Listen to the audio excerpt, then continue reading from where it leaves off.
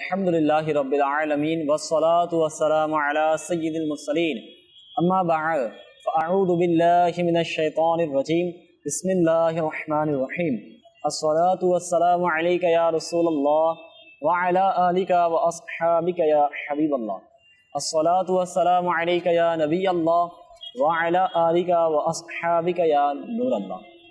প্রিয় দর্শক শ্রোতা, দেখছেন অনুষ্ঠান এগিয়ে যাওয়ার আগ্রহ। আরও একবার নতুন একটি বিষয় নিয়ে আপনাদের সকলের সামনে উপস্থিত হয়েছি। আসুন অনুষ্ঠানের শুরুতেই দুরূদে পাকের ফজিলত শ্রবণ করি। নবী আকরাম নূরে মুজাসসাম হুজুর সাল্লাল্লাহু আলাইহি সাল্লাম ইরশাদ করেন, হে লোকেরা, নিশ্চয়ই কিয়ামতের দিনের ভয়াবহতা এবং হিসাব নিকাশ থেকে তাড়াতাড়ি মুক্তি পাবে সে ব্যক্তি যে তোমাদের মধ্যে আমার উপর দুনিয়াতে অধিক হারে দুরূদ শরীফ পাঠ করে। কেমনই ফজিলত, কেমনই বারাকাত দুরূদে পাকের। আসুন নিয়ত করি ইনশাআল্লাহ দুনিয়াতে অধিক পরিমাণে মহব্বত ও ভালোবাসা নিয়ে দুরূদ শরীফ পড়ব। সাল্লু আলাল হাবিব সাল্লাল্লাহু তাআলা আলা মুহাম্মদ সাল্লাল্লাহু আলাইহি ওয়াসাল্লাম। প্রিয় ইসলাম ভাইরা, আসুন নিয়ত করি আল্লাহ তাআলার সন্তুষ্টি অর্জন, সওয়াব হাসিলের নিয়তে অনুষ্ঠানের শুরু থেকে শেষ পর্যন্ত দেখব ইনশাআল্লাহ তাআলা। মাদানী চ্যানেল দর্শকবৃন্দ, প্রত্যেক পর্বের ন্যায় আজকে একটি বিষয় নেওয়া হয়েছে। আজকে বিষয়ে যাওয়ার পূর্বে একটি কথা বলতে চাই আপনাদেরকে, সেটি হচ্ছে আমরা সকলে জানি আল্লাহ তাআলা আমাদেরকে নির্দিষ্ট সময়ের জন্য বিশেষ একটি উদ্দেশ্য নিয়ে দুনিয়াতে পাঠিয়েছেন। প্রত্যেক বান্দাকে আল্লাহ তাআলার সৃষ্টির উদ্দেশ্য রয়েছে, দুনিয়াতে পাঠানোর উদ্দেশ্য রয়েছে, নির্দিষ্ট পরিমাণ সময়ও রয়েছে। যখন নির্দিষ্ট পরিমাণ সময় শেষ হয়ে যাবে, বান্দার সময় শেষ হয়ে যাবে, হায়াত খতম হয়ে যাবে, তখন বান্দাকে মৃত্যুর নামক যে সুধা রয়েছে সেটা পান করতে হবে, মৃত্যুকে গ্রহণ করতে হবে। তারপরে বান্দার আখিরাতের জীবন শুরু হবে। আল্লাহ পাক কোরআনে পাকেও বলেছেন, নবী পাক সাল্লাল্লাহু আলাইহি সাল্লাম হাদিসে মুবারকও এসেছে যে আল্লাহ পাক বান্দাকে এই জন্যই সৃষ্টি করেছেন যে আল্লাহ তাআলা বান্দাকে নিজের ইবাদতের জন্য সৃষ্টি করেছেন। এখন চিন্তা করা প্রয়োজন, আমি আপনি আমরা সকলে কতটুকু ইবাদত করতে পেরেছি। আচ্ছা, কতটুকু ইবাদতের মধ্যে অগ্রসর হতে পেরেছি। অনেকের দেখা যায় গতকালকে যে ইবাদত ছিল আজকে সেটা পরিবর্তন হয়ে গেছে, বৃদ্ধি হয় নাই, কমে গিয়েছে। আজকে যেটা ছিল আগামীকালকে সেটা আরও কমে যাবে। গত এক বছর আগে 2 রাকাত নফল নামাজ না পড়লে অন্তরে শান্তি আসতো না, কিন্তু আজকে বর্তমান অবস্থা নফল তো অনেক দূরের কথা, অনেক সময় ফরজ নামাজও অনেক কষ্টে পড়া হয়। কিছুদিন দেখা যায় যখন আমরা ইলমে দিন শুনি, মাদানী চ্যানেলের প্রোগ্রাম দেখি, বা কোনো একটা কারণে অন্তরের মধ্যে এখন আল্লাহ পাকের ভয় সৃষ্টি হয়, দিন ইসলামের প্রতি আমরা ঝুঁকে যাই, তখন তাহাজ্জুদের নামাজও ছুটে না। কিন্তু কিছুদিন যাওয়ার পর জামাতও ছুটে যায়, আবার ফরজ নামাজও ছুটে যায়। এটার মূল কারণ এটাই যে আমরা আমাদের আমলকে নিয়ে টেনশন করি না, আমরা আমাদের আমলের চিন্তা করি না, আমলের পর্যবেক্ষণ করি না। আজকের বিষয় হচ্ছে আমলের পর্যবেক্ষণ করার আগ্রহ।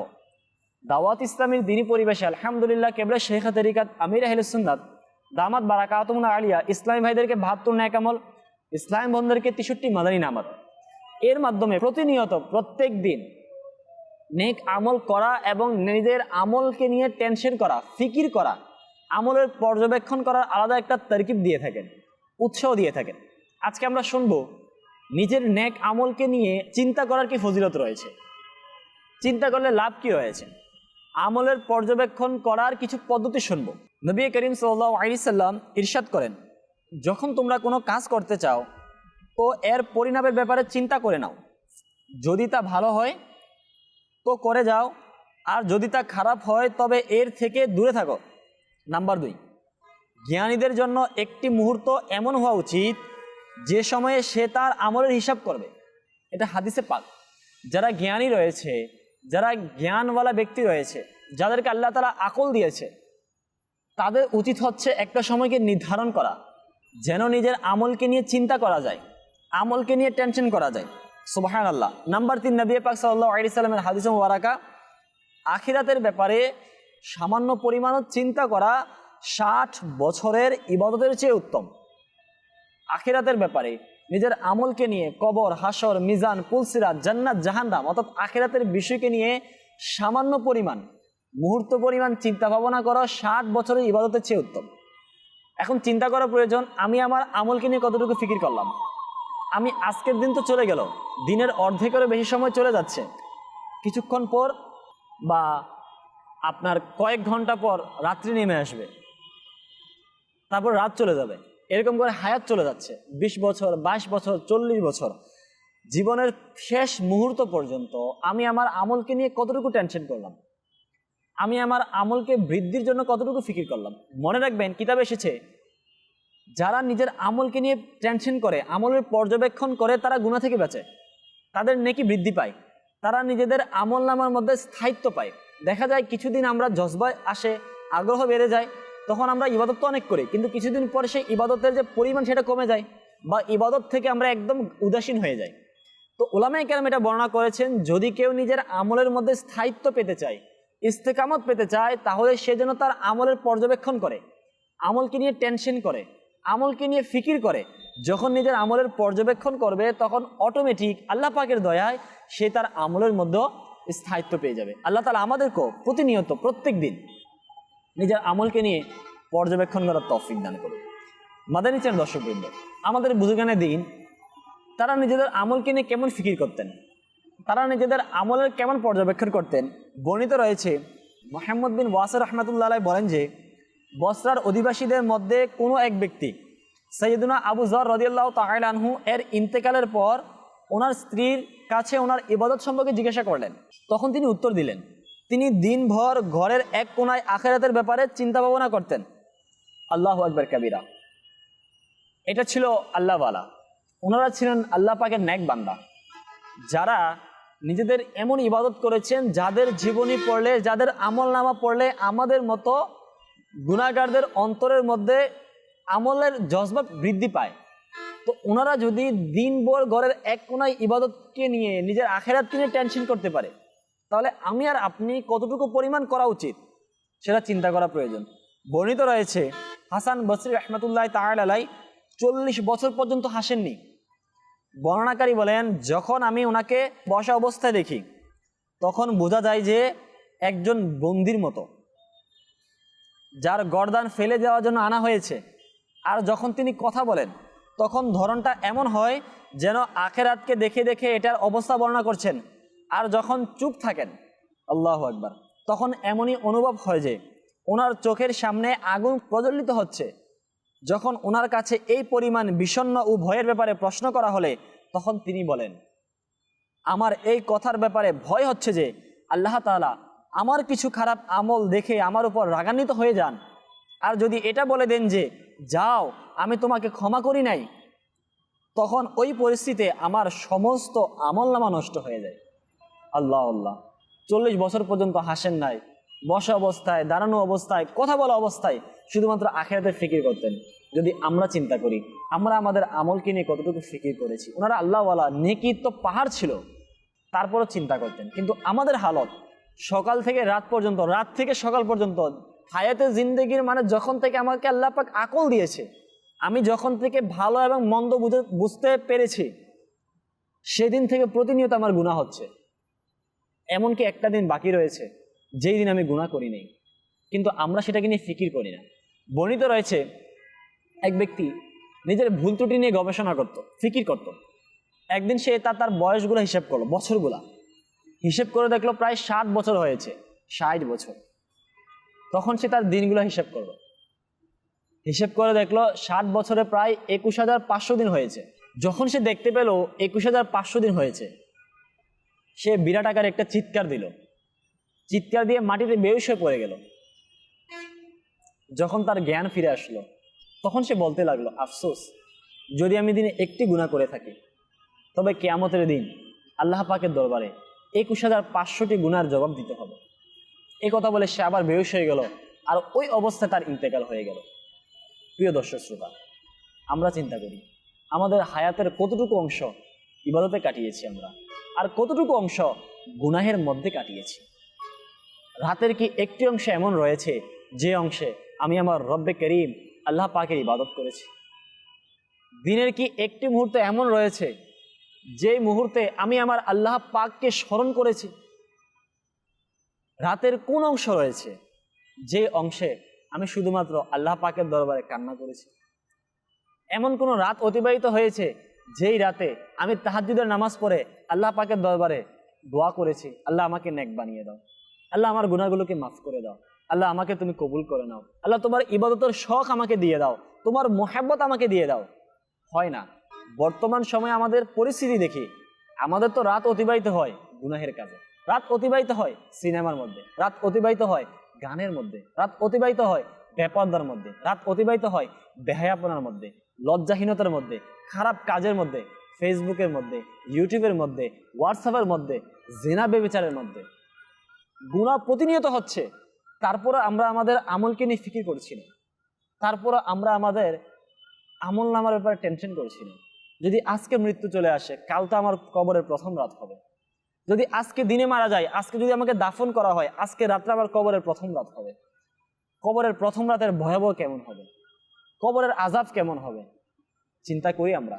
কখনোই চিন্তা আসবে যখন আমরা আমাদের আমল নামাকে নিয়ে ফিকির করব, যখন আমরা আমাদের আমল নামাকে নিয়ে টেনশন করব, যখন প্রতিনিয়ত আমি আমার আমলের ফিকির করব, তখন আমার মধ্যে নেকি করার জজবা পয়দা হবে। যদি নেকি করার জজবা পয়দা না হয়, নেকি করার আগ্রহ সৃষ্টি না হয়, তাহলে নেকি করা কখনো সম্ভব না। অনেক আল্লাহর ওলি জীবনীতে শুনছি আমরা 40 বছর 50 বছর ইবাদত করেছে। রাবিয়া বসির রহমতুল্লাহ তাআলা 50 বছর ইবাদত করেছে, বিছানার মধ্যে পিঠ লাগে নাই, বালিশের মধ্যে মাথা লাগে নাই, 50 বছর। কিভাবে সম্ভব? তিনি প্রত্যেক দিন যখন রাতে ঘুমের সময় হতো, তিনি নিজেকে নিজে বলতেন, হে রাবেয়া, হতে পারে আগামীকালকে সূর্য তুমি নাও দেখতে পারো, এজন্য ঘুমিও না, ইবাদত করো। যখন দিন হতো, সকালবেলা হতো, তখন তিনি বলতেন, হে রাবেয়া, তোমাকে মুবারকবাদ, তুমি গতকালকে রাত্রি ইবাদত করেছো, অনেক মুবারকবাদ, অনেক নেকি করেছো, কিন্তু হইতে পারে আজকের দিন তোমার শেষ দিন, আজকেও ঘুমিও না, আবার ইবাদত করো। সকাল থেকে রাত, রাত থেকে সকাল, এরকম করে দীর্ঘ 50 বছর কেটে গেছে, ঘুমান নাই তিনি। কেমনে সম্ভব হয়েছে? আমলের পর্যবেক্ষণ করার কারণে। চিন্তা করি কখনো আমরা, কখনো রাতের বেলা ঘুমাতে গিয়েছি, ঘুমানোর সময় বিছানার মধ্যে হাতকে এইভাবে ধরে বলছি, হে বিছানা তুমি অনেক নরম, কিন্তু তোমার থেকেও নরম বিছানা জান্নাতে রয়েছে। এই চিন্তা আমরা কখনো করছি? কখনো রাতের বেলা ঘুম থেকে উঠে ফজরের 2 ঘন্টা আগে জায়নামাজে দাঁড়িয়ে নামাজ পড়ছি? হয় না। বুজুর্গানের দিন 1000 রাকাত নফল নামাজ পড়ছে, ইমাম আহমদ বিন হাম্বল 300 রাকাত পড়ছে, হুজুরের গৌসে পাক 1000 রাকাত নফল নামাজ পড়তেন। আমাদের অবস্থা কি? কোনো কোনো আল্লাহর ওলি পুরো 1 খতম কোরআনে পাক 1 রাতে দিয়ে ফেলতেন, কিন্তু আমাদের দ্বারা সম্ভব হয় না, কারণ আমরা চেষ্টাও করি না, আমলকে নিয়ে ফিকিরও করি না। আল্লাহ তাআলা আমাদেরকে বোঝার তৌফিক দান করুন। শুনছিলাম আমলের পর্যবেক্ষণের ব্যাপারে বর্ণিত রয়েছে, হযরত সাইয়েদনা ইব্রাহিম তাইমি রাহমাতুল্লাহ আলাইহি বলেন, একবার আমি এই ধারণা করলাম যে আমি জান্নাতে, হায় হায়, সেখানে ফল খাচ্ছি, সেখানকার নদী থেকে পানি পান করছি। এরপর আমি এই ধারণা করলাম যে আমি জাহান্নামে রয়েছি, জাহান্নামের আগুনে বন্দী রয়েছি, আর কাঁটাযুক্ত গাছ খাচ্ছি এবং দোজখীদের পুঁজ খাচ্ছি। আস্তাগফিরুল্লাহ। তারপর আমি আমার নফসকে জিজ্ঞাসা করলাম, ইব্রাহিম তাইমি বলেন, আমি আমার নফসকে জিজ্ঞাসা করলাম, এখন তুমি কি চাও? নফস বলল, আমি দুনিয়ায় পুনরায় ফিরে যেতে চাই, যাতে আমি নেক আমল করতে পারি। আমি বললাম, যাও, তোমার ইচ্ছা পূরণ করা হলো, এই কারণে নেকি করে নাও। আল্লাহু আকবার। এটা ছিল আল্লাহওয়ালা। এরা হচ্ছে নেককার ব্যক্তি, যে নিজের নফসকে মানে কন্ট্রোল করা, নিজের নফসকে গুনাহ থেকে বাঁচানোর এবং আমলকে নিয়ে পর্যবেক্ষণ করার ওনারা দৃঢ় প্রতিজ্ঞা করে নিয়েছেন। আমরা তো অনেক সময় দৃঢ় প্রতিজ্ঞা মাআযাল্লাহ অনেকে গুনাহের ব্যাপারে করে ফেলে, কিন্তু আল্লাহওয়ালারা নিজের নফসকে কন্ট্রোল করার দৃঢ় প্রতিজ্ঞা করেছেন। এক আল্লাহর ওলি রাহমাতুল্লাহ আলাইহি জীবনীতে এসেছে, তিনি একটি গোসলখানায় প্রবেশ করতে গেলেন। তো গোসলখানার মালিক তাকে বললেন, তোমাকে গোসলখানায় ঢুকতে দেওয়া হবে না, যদি ঢুকতে হয় তাহলে টাকা প্রয়োজন, টাকা দিতে হবে। ওই আল্লাহর ওলি নেক বান্দা কান্না করে দিলেন। তখন গোসলখানার মালিক বলল, তুমি কান্না করো না, তারপরে তুমি গোসলখানা যাও, তোমার থেকে আমি কোনো টাকা নিব না, তুমি বিনা পয়সায় গোসল করো, কিন্তু তুমি কান্না করো না। ওই আল্লাহর ওলি নেক বান্দা বলল, তুমি আমাকে গোসলখানা ঢুকতে দিচ্ছ না, আমার কাছে টাকা নেই, আমি এই জন্য কান্না করছি না। তখন বলা হলো, তুমি কোন কারণে কান্না করছো?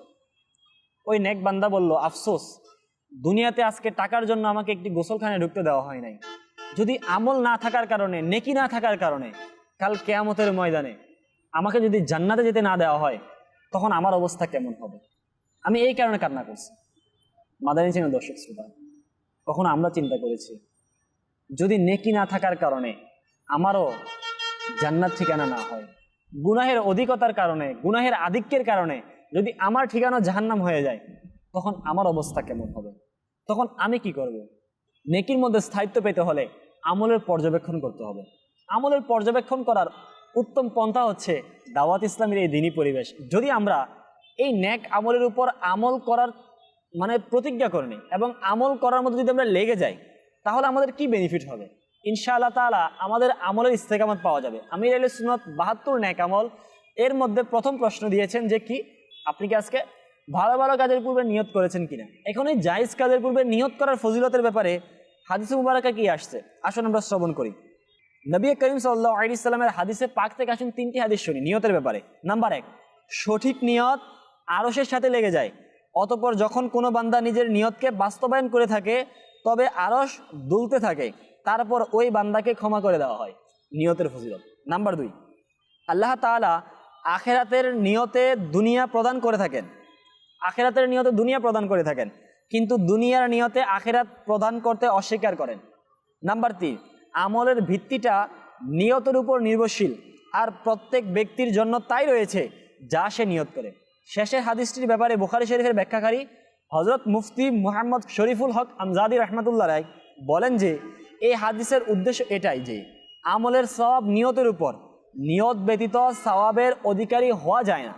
এখন এই যে নিয়তের এত ফজিলত, এত বারাকাত, নিয়ত করলে আমলের সওয়াব পাওয়া যায়, নিয়ত ব্যতীত আমলের সওয়াব পাওয়া যায় না। আখিরাতের নিয়তের কারণে আল্লাহ পাক দুনিয়া বান্দাকে দিয়ে থাকেন, দুনিয়ায় প্রদান করে থাকেন, কিন্তু দুনিয়ার নিয়তে আখিরাত প্রদান করেন না।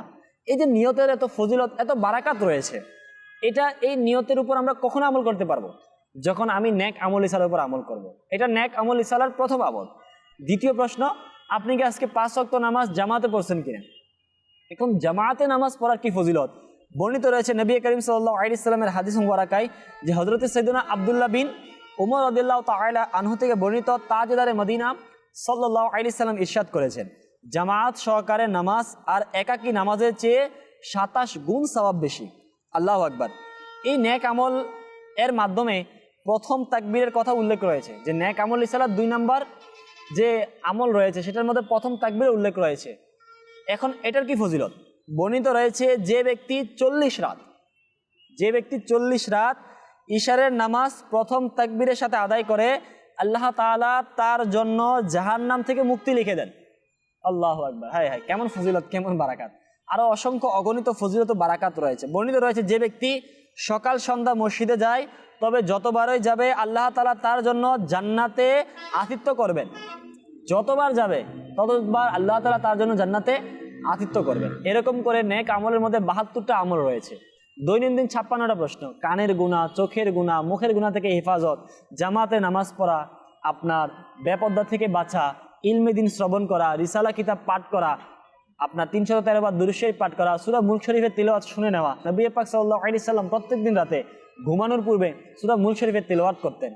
যে কিতাবে এসেছে, যে ব্যক্তি সূরা মুলক শরীফের তিলাওয়াত করবে রাতের বেলা, তবে এই সূরা মুলক তাকে কবরের আযাব থেকে রক্ষা করবে। 313 বার দুরূদ শরীফ, উলামায়ে কেরাম বলেন যারা দৈনন্দিন 313 বার দুরূদ শরীফ পাঠ করবে তাদের নাম অধিক হারে যারা দুরূদ শরীফ পাঠ করে তাদের খাতার মধ্যে লিখে দিবেন। আবার নবী করিম সাল্লাল্লাহু আলাইহি ওয়াসাল্লামের হাদিস মুবারাকা, যারা দুনিয়ায় অধিক পরিমাণে দুরূদ শরীফ পাঠ করবে তারা কিয়ামতের দিন আমার শাফাআত পাবে, তারা আমার নিকটবর্তী হতে পারবে। তো অসংখ্য ফজিলত, অসংখ্য বারাকাত রয়েছে নেক আমল ইসালের উপর আমল করা। তো আমরাও নিয়ত করি ইনশাআল্লাহ তাআলা, যারা ইসলামী ভাই রয়েছে আমরা 72 নেক আমল, যারা ইসলামী বোন রয়েছে আমরা 63 মাদানী নামাজ, আমরা আমল করি ইনশাআল্লাহ তাআলা। আমাদের আমলও বৃদ্ধি পাবে, গুনাহ থেকে বাঁচার মাধ্যম হবে, নেকির মধ্যে আমাদের প্রতিবন্ধকতা যেটা সেটা দূর হয়ে যাবে। এটার পদ্ধতি একটা খুবই সহজ, সেটা হচ্ছে প্রত্যেকদিন রাতে ঘুমানোর পূর্বে কমপক্ষে 12 মিনিট অথবা 5 মিনিট আমি সিলেক্ট করে নিই যে আজকে থেকে কবরে যাওয়ার আগ পর্যন্ত ইনশাআল্লাহ তাআলা আমি এই সময়টার মধ্যে এই 5 মিনিট, এই 10 মিনিট, কমপক্ষেই 12 মিনিট আমি নিজের নেক আমল ইসলাম নিব, খুলবো, দেখব, পড়ব, টিক দিব অথবা গোল দিব, আমল করব ইনশাআল্লাহ তাআলা। এই নেক আমল আমার কবরে আসবে, এই নেক আমল আমার হাসরের কাজে আসবে। এই নেক আমলে যদি আমি আমল করতে পারি ইনশাআল্লাহ তাআলা একটা সময় আসবে যখন আমিও আল্লাহ পাকের একজন নৈকট্যশীল বান্দা হয়ে যাব। আল্লাহ পাকের দয়ায় আমার অন্তরে খৌফে খোদা সৃষ্টি হবে, নবী পাক সাল্লাল্লাহু আলাইহি সাল্লামের ভালোবাসা বৃদ্ধি পাবে, নবী পাক সাল্লাল্লাহু আলাইহি সাল্লামের সুন্নত অনুসরণের মন মানসিকতা সৃষ্টি হবে। তো আমি আপনাকে অনুরোধ করব, আমরা সকলে নিয়ত করি ইনশাআল্লাহ মৃত্যুর আগ পর্যন্ত নেক আমল ইসলাম আমরা আমল করব। দাওয়াত ইসলামীর মাকতাবাতুল মদিনা যে কোনো শাখা থেকে আপনি নেক আমল ইসালা সংগ্রহ করতে পারেন, অথবা www.dawatislami.net গিয়েও 72 নেক আমল ইসালা রিসালা রয়েছে, আপনি সেখান থেকে নিতে পারেন। অথবা সবচেয়ে উত্তম মাধ্যম হচ্ছে প্লে স্টোরের মধ্যে নেক আমল লিখে আপনি সার্চ করলে সেখানে নেক আমলের অ্যাপস চলে আসবে, সেখানে গিয়ে আপনি বাংলা ভাষা সিলেক্ট করতে পারবেন এবং দৈনন্দিন পূরণ করতে পারবেন। আল্লাহ তাআলা আমাদেরকেও নেক আমল ইসালের উপর আমল করা, নিজের আমলকে নিয়ে পর্যবেক্ষণ করা, আমলের চিন্তা করা, সদা সর্বদা নেকি করা, গুনাহ থেকে বাঁচার তৌফিক দান করুক। আল্লাহ পাক আমরা যা শুনেছি এর উপর আমল করা তৌফিক দান করুক। সুস্থ থাকুন, মাদানী চ্যানেলের প্রতি প্রোগ্রাম দেখতে থাকুন। সল্লু আলাল হাবিব সাল্লাল্লাহু তাআলা আলা মুহাম্মদ সাল্লাল্লাহু আলাইহি ওয়াসাল্লাম।